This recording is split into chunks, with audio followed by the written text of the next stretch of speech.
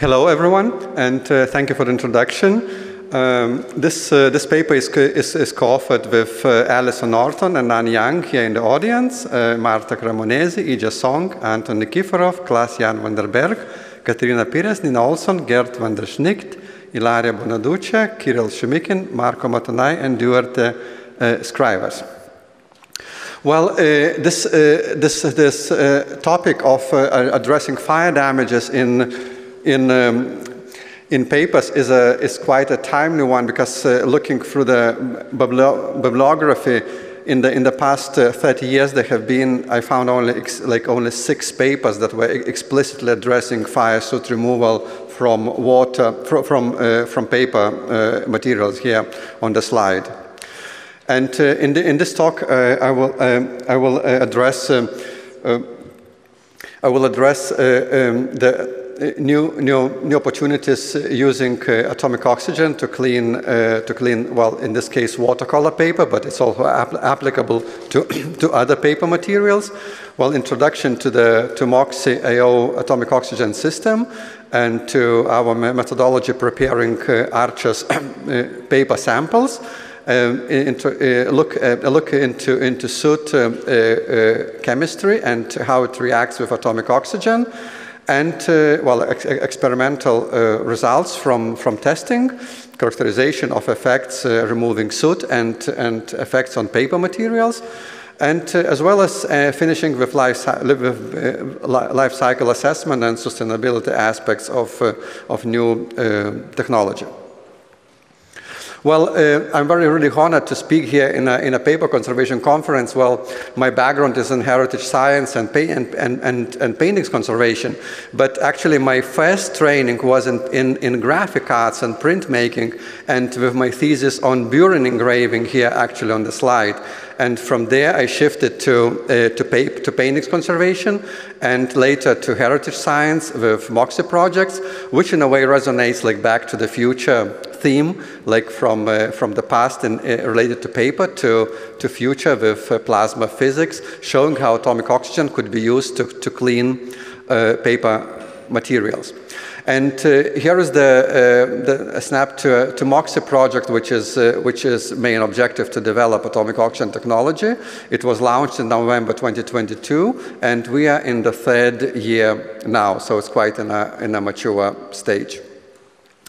Well, needless to say, fire is one of the major threats to cultural heritage. And and it especially affects like porous materials such as paper. And while global fire number overall is actually not increasing and actually a little decreasing, but in the past 20 years the count, actually the fire count does not really equal risk. Because what actually matters for cultural heritage is the fire's extremity. And in the most intense wildfires have doubled by 120% since 2023. And actually the 6 worst of them were quite recently, in the last 6-7 years. And for cultural heritage, that means soot and smoke can get really fast deposits, and which are hard to remove, and it compounds with multiple other cascading effects from soot deposition to water to biological damages to disruption during fire aftermath and so on. And fire soot is especially difficult to remove because of its extremely small size. Here you can see on the slide, which is much smaller than well, human hair or fine grain sand. And also the way fire deposits, because it's basically becomes solid through cascading chemical reactions from volatile organic species and becoming solid on the surface. So they really easily get into the smallest porosities of paints, fibers, and they're very difficult to remove. And well, so far, the state of the art includes mostly mechanical methods such as using vacuuming, and there are some non-contact methods or low contact using CO2 snow, microparticle blasting, lasers. And atomic oxygen is one of the newest additions to this approach, as it can convert soot into volatile species, mainly CO2. And oh, I'm sorry. I'm very sorry because I have two computers and I got mixed up. Okay, so basically, I'll just show again the slides and the aspects I talked about fire damages. And as we look into soot, you can see actually the difference between like comparing fine sand grain and well, human here, and actually there is the soot particle. And the way they form on the surface is actually through cascading chemical reactions that turn from volatile organic species, basically like VOCs, into solid particles, so basically really easily penetrating all porosities. And here you see a same image of paper fibers completely covered with soot. These are like this black, white material. And well, currently we have the currently used techniques. They include vacuuming and dry cleaning. There are methods using soft particle blasting and well, CO2 snow. And most recently, atomic oxygen offers a novel approach, and which is very attractive for fragile and sensitive materials, as it is non-contact, non-liquid, and it converts solid soot into CO2 and well, water if there are hydrocarbons present. And basically, here is the schematics. And well, atomic oxygen, which we can use for this treatment, is just well, O, like one single atom. It is highly reactive, and if you look at the oxidation potential, it's one of the top positions below hydroxyl radicals. And that actually gives us opportunity using it for non-contact cleaning. Well, it is not present on the ground, or it's present in an extremely small amounts, around 1/8 atoms per cubic centimeter, and it's mostly present in lower Earth orbit, which is like from 80 to 1,000 kilometers here on the slide, where it's present at 96%, and on the ground we have the oxygen. So to use it for practical purposes in conservation, we need to generate and use it at the same time, because it is self-reactive and it cannot be stored. So basically it needs to be produced at the same time. And there are various ways how to produce it, from UV photolysis to laser detonation, thermal breakdown. So there are various ways, and in our case we're using helium plasma, and in this way we're basically producing it mostly using helium metastables, which have high energy, around 20 electrovolts, and they can split oxygen into atoms through Penning reactions. There is also electron impact dissociation, but this is not the major does not appear to be the major pathway in plasma-based production.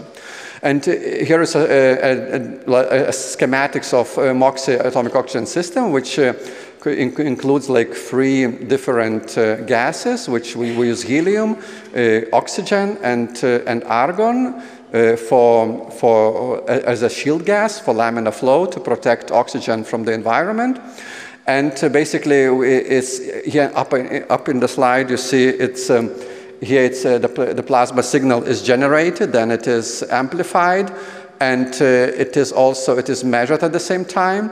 And in this matching network, we basically match the back and forth signal, so to have stable plasma conditions to produce atomic oxygen here. And here you see the schematics of atomic oxygen device, and it has like the main electrode, which generates like radio frequency field, which generates plasma, and it has like 2 chambers, like for main gas and atomic oxygen, where atomic oxygen is produced in the middle, and the outer one is called like shield gas, and it's like a laminar flow, and it can be used helium, could be used argon, could be used also other gases depending on the purpose. And here is we're using a moving stage, which can move sample at different pace and speed for uniform application. And we're also developing a system like for atomic oxygen intensity testing. So basically it can show how much, well, how intense the effect could be.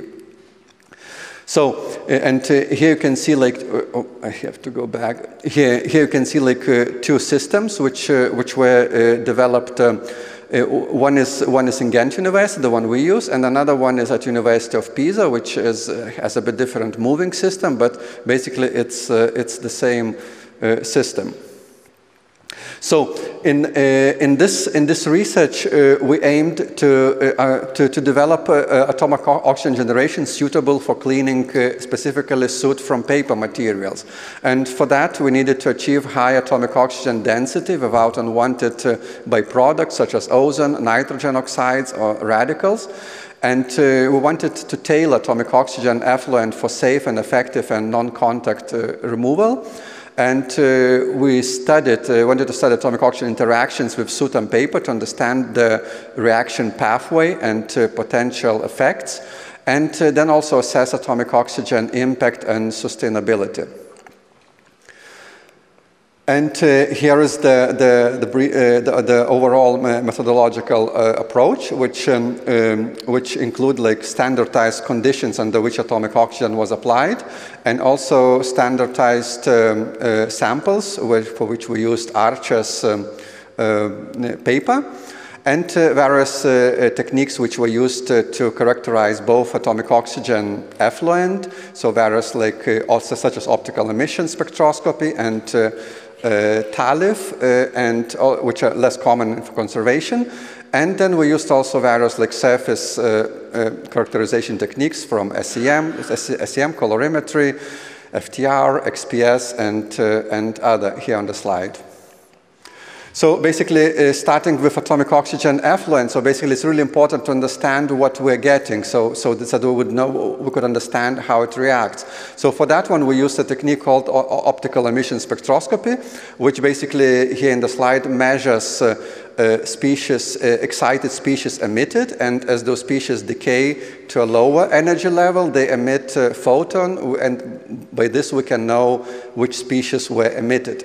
And at the electrode where the atomic oxygen is emitted, basically you can see in this slide, we have mostly atomic oxygen excited oxygen lines, like here. We have also OH because hydroxyl radicals, very small number because it's in environmental conditions and atmospheric pressure. And then there is also a very small area here of nitrogen excited species, which are also inevitable just because of atmospheric application. So, furthermore, we studied how atomic oxygen is distributed, so how far it extends. So this is basically studying it in radial and axial direction, its density, and also species. So these are excited species, which is not exactly the same what we're using for cleaning, which I'll explain later. So basically, we first produce excited oxygen, which later transitions into ground state oxygen. So this one is produced nearly at the electrode, like less than millimeter distance. So here you see like oxygen and also excited helium and excited nitrogen. So here's the schematics of the jet. And however, what is important for cleaning is the ground state atomic oxygen. It's denominated as O3P, which is the lowest energy atomic oxygen can have. And for this one, we used a technique called TALIF, which basically measures, with which we excite O3P atoms with 2 photons, and then we can measure fluorescence. And here you can see atomic oxygen distribution at different power. So basically at 4 watts we have the least. Then at 7 watts we have more intense but a bit shorter, and at 10 watts we have less intense but the distribution is longer. So, and that's quite important because it depends on your treatment. You can choose your power settings.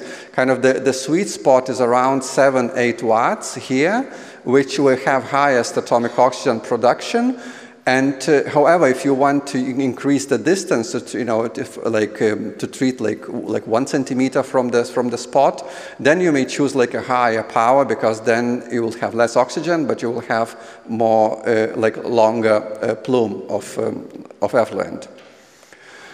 And so here this is the basic schematics. So we have two main zones. One is the primary zone, in which we have the most controlled and purest composition of atomic oxygen. And however, you can get cleaning effect even further, but in the secondary zone you have all these additional species which come from the environment. So as helium, metastables react with the environment. So therefore our cleaning is limited mostly to this area. And another important aspect is the temperature. So basically cleaning is done at a low temperature, like 30, 40 degrees. And depending on the distance from the nozzle, this temperature is highest, of course, at the nozzle at 38, and then it goes a bit down to, and we have this kind of sweet spot between 2 and 6 millimeters. We usually do treatments at around 4. And then, of course, it starts decreasing, but also the atomic oxygen density will start decrease. And here is another aspect which is important, how fast your nozzle moves. So if it moves really slow, then you will get more temperature built up. And if it moves faster, then you can use even higher power with less heat applied to the sample. Further, we studied how applied power and also gas phase composition depends to affect cleaning, how it reacts with soot. And for this we use a chamber where a sample was placed and the chamber was sealed, and we use a technique called time-resolved FTR. So basically it measures VOC production in time scale. In this case, one minute. So as we can see that as the power increases, CO and CO2 production also increases, meaning more atomic oxygen and also faster reaction rate. Another our concern was ozone production, so which also for safety, for health safety reasons and for effects on artworks. However, ozone production does not depend on power. It stays the same, increasing power, but it depends on the effluent composition. So that's why we need to stay with a very low atomic deoxygen composition percentage in the effluent, so that we wouldn't increase ozone production. So, and going to the sample, so we used, to test this tailored conditions, we used Archer's paper. Here is a pristine, and here is soot coated.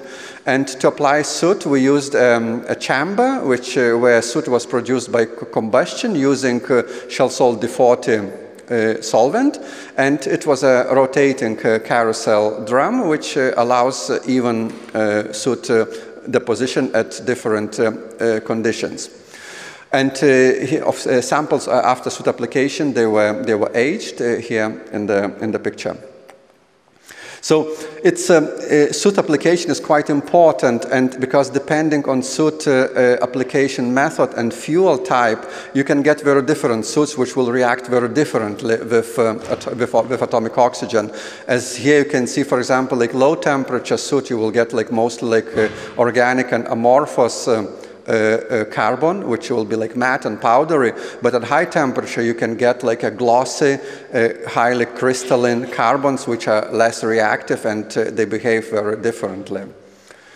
So they also have very different chemical composition. So at high temperature it is highly carbonized and graphitic. And in low temperature, it has abundant aliphatics and oxidized groups, and actually that makes it more reactive to atomic oxygen. So it's easier to treat. And the same applies also to crystallinity. Here we see XRD results that high temperature soot is highly crystalline. So and while low temperature is amorphous, and amorphous is always easier to oxidize. It requires less energy. So, however, further to study actually how atomic oxygen reacts with soot, we use a technique what's called molecular beam mass spectrometry, so which also measures VOCs produced from soot. So here we place, like in a cylinder, we place soot, and then atomic oxygen was applied, and here it was measured using mass spectrometry. And here we have two types of soot. One is the one that we used on Archer's paper, this Shelsol D40 drum soot, and another was candle soot. And you can see the composition, the VOCs produced was quite different from those two types of soot, which appear similar, but chemically they can be very different. And further we tested, so here are the species like already like plotted blank versus like with sample and without a sample. Some of the bars, the green one is with the sample, they look nearly the same, and some can be even higher. And that's one of the challenges in this technique, because similar VOCs are produced also by the instrument itself. But basically what we see in atomic oxygen produced samples, we are not seeing any more instrument produced VOCs. So there are some limitations with this technique, but it allows us to deconstruct the reaction pathway. And that's quite important for us to try to develop like a reaction tree, how atomic oxygen reacts with different types of soot. And here we compared like paraffin candle soot and Shelsol D40 soot. And looking at this composition, we have basically like two different pathways. In paraffin candle, we have mostly like oxidation. That is the driving pathway. However, in Shelsol D40, it's mostly oxidative fragmentation that breaks down the soot. And in both cases, the final products are volatile, like CO2 and water. And here also CO2 and water. And here is a brief schematic that actually this whole process works. Both mechanisms work at the same time, and they kind of feed back each other, so that oxidative fragmentation exposes new sites for reaction. They can be oxidized, and then the process kind of goes in this like self-sustaining loop. So further, we looked at how already on the samples how different parameters affect cleaning effectiveness. And here we simply used like different exposure time and power. And as you can see from those samples and plots, increasing power, the area increases, and also increasing exposure time, also the area increases, as it is incremental process. So here are the main, like the three samples we selected for further analysis, which are like at standardized like 4 watts, 7 watts, and 10 watts, and they were treated at a different time here on the slide. So, and we started with colorimetry. So at 4 watts, you can also see how incremental is the process. At 3 seconds per square millimeter, it was still, it goes down, and then the more you treat, the light, the closer it becomes to the pristine sample. Okay, and so here are okay. Now I think I'll need to go a bit faster, and. So here are Hyrox images, like also pristine and soot coated, and overall Hyrox images of all the set. And here you can see also pristine, and then treated at the one which had the lowest delta E, so it's basically below perception limit. And now comparing at SEM, so you can see like pristine and soot coated, so and also then soot contaminated and AO treated. And also here is like at 5,000 magnification, pristine, and also AO treated, which shows very little, differences. So we looked further into like profilometry, and there are some differences after AO treatment, but actually those differences are below also perception levels. In this case, AO made the surface a little bit less smooth. However, if you compare like with a like eraser, like the one that is like a Mars eraser, so here you can see AO, and here is the eraser difference. So, and also other roughness parameters. So there is quite a big difference. So I think we have also interesting about XPS, but I think I will have to go faster because it's also difficult to. But basically, I just will stop to this, that the differences in XPS when we measured like oxidation of cellulose and gelatin, the main components in this paper. So these differences are very small. So basically, they're all below 2%. So I will have to go further here also. The differences are very small. So, and same here. And also this is gelatin, like nitrogen, amide, and amide differences, also very little, basically insignificant. And actually what changes, what actually the main change that happens is actually water contact angle and